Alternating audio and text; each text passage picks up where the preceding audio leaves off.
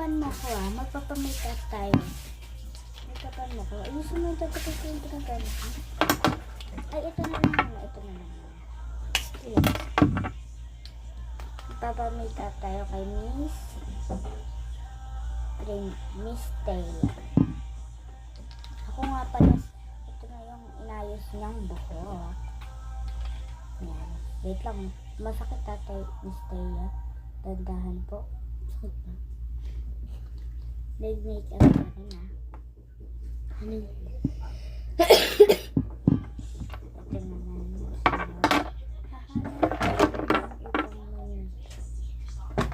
Ito. Pwede gagamitin ito.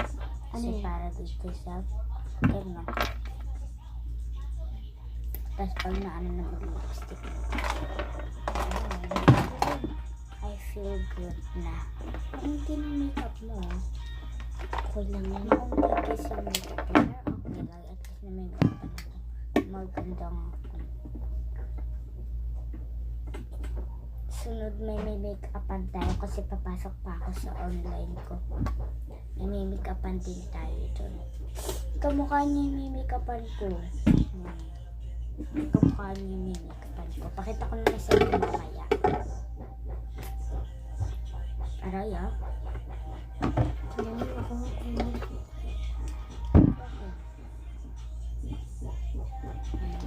Aray yan. Ito pa pala. Dapat ito naman. Nalagyan ko yung dito yung para nag-mix yung kulay ng ano mo. Okay, gagamitin daw natin ito para lumubo yung ano. Tapos, and then, para mag-lips. Tingnan nyo guys, may makeup na ako. Hindi lang siya halata, no? So, patayin muna natin kasi naiihi ako. Tapos, mag-lipstick. Kasi yung ano,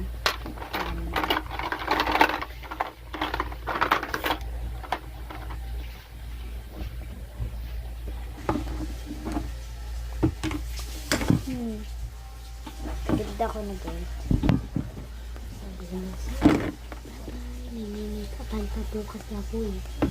So guys, bye-bye.